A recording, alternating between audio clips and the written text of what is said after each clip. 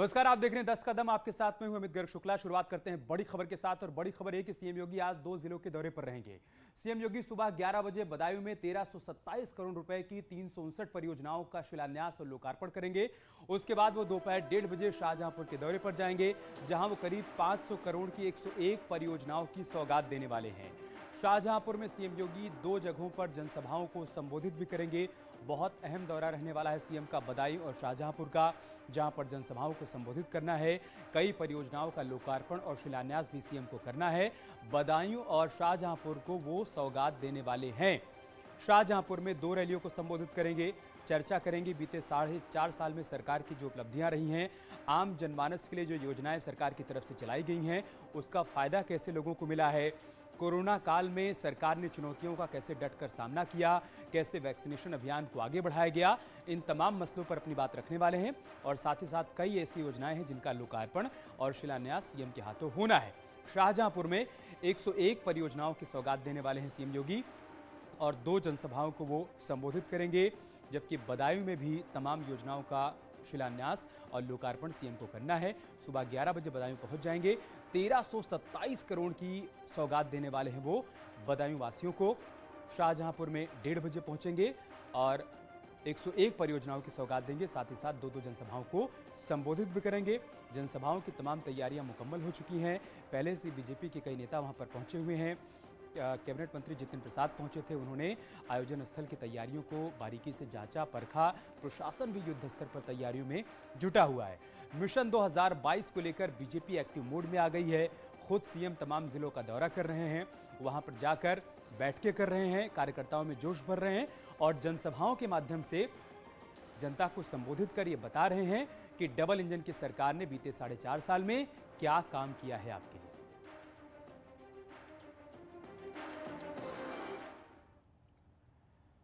और local for vocal को मजबूत करने के लिए कृष्ण की नगरी वृंदावन में यमुना किनारे कुंभ मेला स्थल पर केंद्र और राज्य सरकार ब्रज रज उत्सव का आयोजन करने की तैयारी में है। सूबे के मुख्यमंत्री 10 नवंबर को इसकी शुरुआत करने वृंदावन पहुंच रहे हैं। यहां पर सीएम योगी हुनर हाट का उद्घाटन करेंगे, साधु संतों से मुलाकात करेंगे और बाद में जनसभा को संबोधित भी करेंगे। केंद्रीय मंत्री मुख्तार अब्बास नकवी भी इस मौके पर मौजूद रहेंगे। सीएम योगी के आगमन को लेकर प्रशासन ने तैयारियों को अंतिम रूप देना शुरू कर दिया है। मुख्यमंत्री के दौरे से पहले सांसद हेमा मालिनी और प्रदेश के ऊर्जा मंत्री कार्यक्रम स्थल का निरीक्षण करने के लिए पहुंचे। राज्य के ऊर्जा मंत्री श्रीकांत शर्मा ने कहा कि 10 नवंबर से शुरू होकर 19 नवंबर तक चलने वाले इस उत्सव में मिनी भारत की झलक देखने को मिलेगी। तारीख को आदरणीय मुख्यमंत्री जी के करकमलों से होगा। उसमें केंद्रीय मंत्री हमारे मुख्तार अब्बास नकवी साहब भी रहेंगे। इसका दिव्य और भव्य आयोजन यहाँ रहेगा। 19 तारीख तक ये कार्यक्रम चलेगा। इसमें मिनी भारत की झलक आप सब लोगों को देखने को मिलेगी। यहाँ लगभग 160 जो क्राफ्ट जो स्टॉल वो भी लगेंगे और लगभग 40 से 50 जो फूड कोर्ट भी यहाँ रहेंगे। एक और बड़ी खबर की बात करते हैं। बीजेपी सरकार की महत्वाकांक्षी योजना पूर्वांचल एक्सप्रेसवे करीब करीब बनकर तैयार हो चुका है। जो काम बाकी रह गया है उसे युद्ध स्तर पर पूरा किया जा रहा है। संभावना है कि पीएम मोदी 16 नवंबर को सुल्तानपुर पहुंचकर इसे जनता को समर्पित करेंगे। यहां पीएम मोदी एक जनसभा को संबोधित भी करेंगे। इस मौके पर एयरफोर्स की ओर से एयर शो का आयोजन भी किया जाएगा। पीएम के दौरे को लेकर तैयारियां भी तेज हो गई हैं। अधिकारी लगातार कार्यक्रम स्थल का दौरा कर रहे हैं। एयर स्ट्रिप पर भी जोर शोर से काम किया जा रहा है। पूर्वांचल एक्सप्रेसवे का उद्घाटन कार्यक्रम अभी 16 नवंबर को प्रस्तावित है, संभावित है। अभी ऑफिशियली उसको तय होना है उसका, और पूरा संभावना है कि देश के प्रधानमंत्री जी इसको कर सकेंगे। यहाँ पे देखेंगे कि एक इमरजेंसी लैंडिंग स्ट्रिप बनी है। यहीं पर एक वायुसेना का एयर शो भी प्रस्तावित है। वहाँ पे विभिन्न प्रकार के उनके विमान भी अपने जो मैनूवर्स हैं वो यहाँ पर दिखाएंगे, जिसको जनता द्वारा भी देखा जाएगा। लखनऊ से गाजीपुर तक 340 किलोमीटर लंबे पूर्वांचल एक्सप्रेसवे की सौगात जल्द ही पूर्वांचल की जनता को मिलने वाली है। देश के प्रधानमंत्री नरेंद्र मोदी ने ही पूर्वांचल एक्सप्रेसवे का शिलान्यास किया था और जल्द ही आगामी 15 या 16 नवंबर को प्रधानमंत्री सुल्तानपुर पहुंच रहे हैं और यहां पहुंचकर इसका शुभारंभ करेंगे और यहीं से पूर्वांचल की जनता को एक बड़ी सौगात देंगे। आपको बता दें कि 2022 के विधानसभा चुनाव को लेकर ये मोदी का दौरा काफ़ी अहम माना जा रहा है। ये बड़ा सा पंडाल लगाया गया है जहाँ पर एक जनसभा को संबोधित करेंगे और यहीं से पूर्वांचल के विकास कार्यों की एक नई विकास गाथा को लिखने का काम किया जाएगा। जिस तरीके से युद्ध स्तर पर काम चल रहा है, पंडाल बनाया गया है, जो मैदान है उनको समतल किया जा रहा है, तो कहीं ना कहीं सूबे के मुख्यमंत्री योगी आदित्यनाथ और प्रधानमंत्री के दौरे को लेकर सुल्तानपुर का जिला प्रशासन भी पूरी तरीके से कमर कस चुका है और युद्ध स्तर पर तैयारियां कर काम को पूरा करने की कवायद में जुटा हुआ है। Pappu Pande, Purvanchal expressway, Sultanpur. और एक बड़ी खबर कानपुर से, जहां पर जीका वायरस का कहर जारी है। 16 नए मामले सामने आए हैं। कानपुर में संक्रमितों की संख्या बढ़कर 105 पहुंच चुकी है। कानपुर में जीका वायरस संक्रमित मरीजों का आंकड़ा 100 के पार पहुंच चुका है। 16 नए मामले सामने आए हैं। संक्रमितों की संख्या 105 हो गई है। ये बड़ी खबर हम आपको कानपुर से बता रहे हैं। जीका जांच अब कानपुर में होगी, एक अच्छी तस्वीर सामने आई है। लेकिन इस बीच संक्रमितों की संख्या बढ़ती जा रही है। 16 नए मामले सामने आए हैं और इसके साथ ही संक्रमितों की संख्या 100 के पार पहुंच गई है।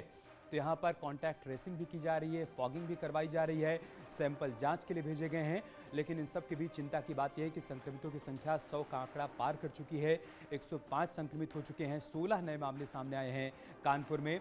हालांकि इस बीच एक बड़ी खबर यह है कि अब जीका की जांच कानपुर में हो पाएगी। GSVM कॉलेज का स्टाफ इसकी जाँच करेगा। ट्रेनिंग के लिए लखनऊ के लिए रवाना हो गया है स्टाफ। 100 किट KGMU से मंगवाई गई हैं। पुणे और KGMU अभी तक सैंपल भेजे जा रहे थे, लेकिन अब जांच कानपुर में ही हो पाएगी। इस बीच ये बड़ी खबर हम आपको बता रहे हैं कि जीका के 16 नए मामले सामने आ गए हैं कानपुर में और इसके साथ ही संख्या बढ़कर 105 हो गई है। कानपुर से हमारे सहयोगी अमित गंजू हमारे साथ जुड़ चुके हैं। अमित, ये बता रहे थे आप सुबह की राहत की बात यह है कि नए मामले सामने नहीं आ रहे हैं, लेकिन अब ये बड़ी खबर सामने आई कि 16 नए मामले सामने आ गए हैं जीका के। देखिए अमित, मैं आपको बताना चाहूंगा, निश्चित तौर पर जहां एक और प्रशासनिक अधिकारियों के लिए एक राहत भरी ये खबर थी कि अगर जो एक दिन बीता दिन चला गया, जैसे 24 घंटे का, हर 24 घंटे पे एक लिस्ट आती है लखनऊ से और फिल्टर होके थ्रू फैक्स या थ्रू मेल आती है, उसमें मिल गया था। और अगर आज की बात करें, जो सुबह आज 9 o'clock पर आई है, उसमें 16 लोग नए जुड़े हैं। और सबसे बड़ी ताज्जुब की बात है कि ये सब अब चकेरी थाना क्षेत्र के उन्हीं इलाकों के लोग हैं जो उनके आसपास के लोग पहले अफेक्टेड थे। चाहे हम श्यामनगर की बात करें, पोखरपुर की बात करें, लाल बंगले की बात करें, चाहे शिवकटरा की बात करें और चाहे अन्य उन मोहल्लों की बात करें। 6 किलोमीटर के रेडियस तक अभी फैल चुका है। पहले जहां 1.5 किलोमीटर था, 3 किलोमीटर हुआ, फिर 4, अब 6 किलोमीटर के रेडियस पे एयरफोर्स स्टेशन के आसपास का है। इस लिस्ट में भी एयरफोर्स के कर्मी सामने आए, यानी जो परसों लिस्ट आई थी उसमें 2 एयरमैन और एक कपल था, तो वहीं आज जो लिस्ट आई है उसमें भी एयरफोर्स के कर्मी शामिल हैं। अभी लिस्ट क्योंकि पूरी तरीके से डिस्क्लोज नहीं हुई है कि इसमें प्रेग्नेंट लेडीज कितनी हैं, क्योंकि इन पे सबसे ज्यादा फोकस था कि जो प्रेग्नेंट डेम्स हैं उनकी एक लिस्ट बनाई गई। 664 उन प्रेग्नेंट डेम्स की लिस्ट बनाई गई थी। उन पर पूरा उन पे लेवल लगाया गया था। उन पे ये देखने का प्रयास किया गया था जिनकी प्रेगनेंसी 3 मंथ से 5 मंथ तक रिस्की मानी जाती थी, अगर उनके अंदर ये है। अब इनकी रिपोर्ट्स आने के बाद इनकी पूरी लिस्ट तैयार की जा रही है और प्रशासनिक अधिकारियों के लिए अभी सबसे बड़ा चैलेंज है कि अब इस स्टेज पे आकर कैसे इस पे अंकुश लगाया जाए। हालांकि अब जो टेस्ट रिपोर्ट्स कल से हैं वो कानपुर में ही सारे टेस्ट होंगे और कानपुर में ही सारे ब्लड सैंपल लिए जाएंगे। बहुत शुक्रिया आपका हमारे साथ जुड़ने के लिए, जानकारी हम तक पहुंचाने के लिए। आगे बढ़ते हैं। राज्य स्थापना दिवस के मौके पर शहीद स्थल पहुंचे CM पुष्कर सिंह धामी। शहीदों को CM ने श्रद्धांजलि अर्पित की है। उत्तराखंड 21 साल का हो गया है। इस मौके पर CM शहीद स्थल पहुंचे, वहां पर शहीदों को उन्होंने श्रद्धांजलि अर्पित की। इस मौके पर कैबिनेट मंत्री बंशीधर भगत भी उनके साथ मौजूद थे। 9 नवंबर 2000 को 27वें राज्य के रूप में उत्तराखंड का गठन हुआ था। अटल बिहारी वाजपेयी की केंद्र सरकार के दौरान ये गठन हुआ था और करीब 41 राज्य आंदोलनकारी इस दौरान शहीद हुए थे। उनका सपना साकार हुआ और आज उत्तराखंड 21 साल का हो गया है। परेड ग्राउंड से तस्वीरें हम आपको दिखा रहे हैं, जहां पर परेड की सलामी ले रहे हैं CM। इस मौके पर तमाम कार्यक्रमों का आयोजन किया जा रहा है और खास बात यह है कि उत्तराखंड महोत्सव के रूप में इस बार राज्य स्थापना दिवस को मनाया जा रहा है। पूरे राज्य में तमाम कार्यक्रमों का आयोजन किया जा रहा है। इस दौरान ये बताया जाएगा लोगों को कि बीते 21 साल में क्या कुछ चुनौतियां राज्य के सामने आई हैं और कैसे डटकर उसका सामना किया गया है। फिलहाल आप राज्यपाल को देख पा रहे हैं जो कि परेड की सलामी ले रहे हैं। यहाँ पर इसके बाद संबोधन भी होगा राज्यपाल का, मुख्यमंत्री का। उनके संबोधन में क्या कुछ खास रहता है वो भी हम आपको दिखाएंगे। लेकिन 21 साल की इस लंबी यात्रा में उत्तराखंड के लोगों ने हर तरह की तस्वीर देखी है, दैवीय आपदाएं देखी हैं, तो साथ ही साथ पहाड़ में विकास कार्यों को जो गति दी जा रही है मौजूदा सरकार की तरफ से, उसको भी लोग देख रहे हैं। हाल फिलहाल में जब केदारनाथ के दौरे पर प्रधानमंत्री मोदी पहुंचे थे, तब उन्होंने कहा था कि अब बदलाव देखने को मिल रहा है उत्तराखंड में। अब पहाड़ का पानी, पहाड़ की जवानी पहाड़ के काम आने लगी है और आने वाला जो दशक होगा वो उत्तराखंड का होगा। 21 साल की इस लंबी यात्रा के बाद अब आगे भविष्य में उत्तराखंड में विकास की तमाम जो योजनाएं चलाई जा रही हैं, धरातल पर उसका असर देखने को मिलेगा, रोजगार के नए नए अवसर उत्पन्न होंगे। और केंद्र और राज्य सरकार की ये योजना है कि पर्यटन को और अधिक बढ़ावा दिया जा सके। पर्यटन के तमाम क्षेत्रों को विकसित किया जा रहा है ताकि अधिक से अधिक टूरिस्ट यहाँ पर आकर्षित हों और पहाड़ में पर्यटन व्यवसाय को बढ़ावा दिया जा सके। ये सीधी तस्वीरें हम आपको पुलिस लाइन से दिखा रहे हैं। भव्य कार्यक्रम का यहाँ पर आयोजन किया गया है। आप राज्यपाल को देख पा रहे हैं जो कि इस जिप्सी में सवार हैं, परेड की सलामी ले रहे हैं। यहाँ पर पहले से ही कई गणमान्य मौजूद हैं। थोड़ी देर बाद राज्यपाल का भी संबोधन होगा। यहाँ मौजूद लोगों को संबोधित करेंगे और बताएंगे कि 21 साल की यात्रा कैसी रही है। लेकिन जिन लोगों ने ट्वीट कर आज बधाई दी है, शुभकामनाएं दी हैं उत्तराखंड वासियों को, वो भी हम आपको बता रहे हैं। महामहिम राष्ट्रपति रामनाथ कोविंद ने ट्वीट करते हुए उत्तराखंड के लोगों को राज्य स्थापना दिवस की बधाई दी है। अपनी सरल जीवन शैली, ईमानदारी के लिए यहाँ के लोग जाने जाते हैं, लिहाजा उनके उज्जवल और समृद्ध भविष्य की कामना की है राष्ट्रपति रामनाथ कोविंद ने। प्रधानमंत्री मोदी ने भी ट्वीट कर उत्तराखंड के लोगों को बधाई दी है, शुभकामनाएं दी हैं। उत्तराखंड के स्थापना दिवस पर देवभूमि के अपने सभी भाइयों और बहनों को मेरी हार्दिक शुभकामनाएं। ये लिखते हैं प्रधानमंत्री, बीते 5 सालों में उत्तराखंड ने जो प्रगति की है उससे मुझे बहुत खुशी है और ये रफ्तार और बढ़ने वाली है। उत्तराखंड में विकास की तमाम योजनाएं बहुत तेज गति के साथ आगे बढ़ाई जाएंगी। सीएम योगी ने भी ट्वीट कर बधाई दी है, शुभकामनाएं दी है। अपने ट्वीट में सीएम ने लिखा है, प्राकृतिक सुरम्यता व सुष्मिता से पूरित तथा सनातन संस्कृति के अनेक प्रतीकों को संजोए देवभूमि उत्तराखंड राज्य के स्थापना दिवस की सभी उत्तराखंड वासियों को हार्दिक बधाई और शुभकामनाएं। ईश्वर से प्रार्थना है कि रमणीय प्रदेश प्रगति के पथ पर निरंतर आगे बढ़ता रहे। ये ट्वीट किया है सीएम योगी ने।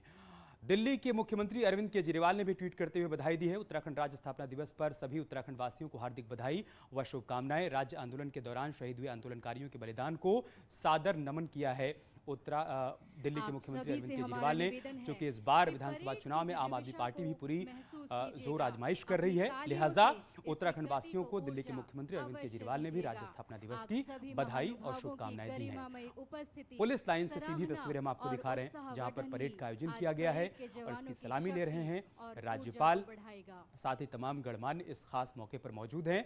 और सबसे खास बात यह है कि उत्तराखंड के अलग अलग हिस्सों में तमाम कार्यक्रमों का आयोजन किया जा रहा है ताकि उन शहीदों के बलिदानों को याद किया जा सके जिन्होंने राज्य के गठन को लेकर शहादत दी है।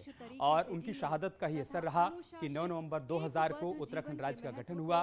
तब केंद्र में अटल बिहारी वाजपेयी की सरकार थी और 27वें राज्य के रूप में उत्तराखंड राज्य का गठन हुआ। उसके बाद से अब तक उत्तराखंड ने विकास के पथ पर निरंतर अपनी रफ्तार आगे बढ़ाए रखी है और बीते 5 साल में उसे और गति दी गई है।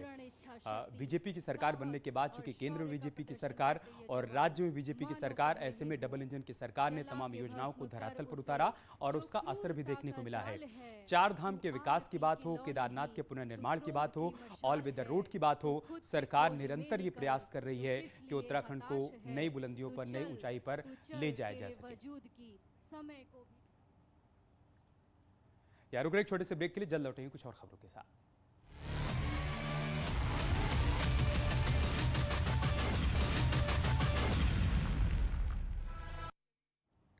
और अब बात करते हैं एक बड़ी खबर की। छठ पूजा को लेकर भी सियासत हो रही है। सिद्धार्थनाथ सिंह ने केजरीवाल पर निशाना साधा है।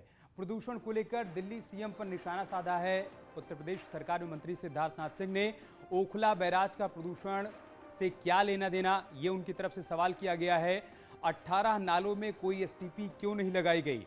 सच्चाई से भागना, दूसरों को दोष देना सही नहीं है, ये कहा है सिद्धार्थनाथ सिंह ने।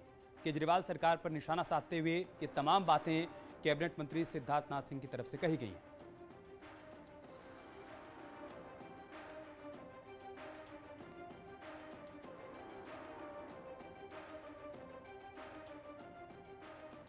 सिद्धार्थनाथ सिंह ने अपने ट्वीट में क्या कुछ लिखा है वो हम आपको दिखा रहे हैं। छठ पूजा आ गई है लेकिन केजरीवाल यूपी सरकार को दोष दे रहे हैं। ओखला बैराज का प्रदूषण से क्या लेना देना, सच्चाई से भागना ठीक नहीं है, दूसरों को दोष देना ठीक नहीं है।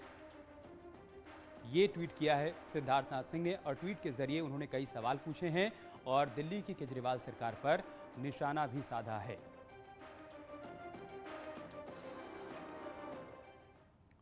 और चलिए इसके साथ इस बुलेटिन में इतना ही। खबरें जारी हैं, आप बने रहिए हमारे साथ। नमस्कार।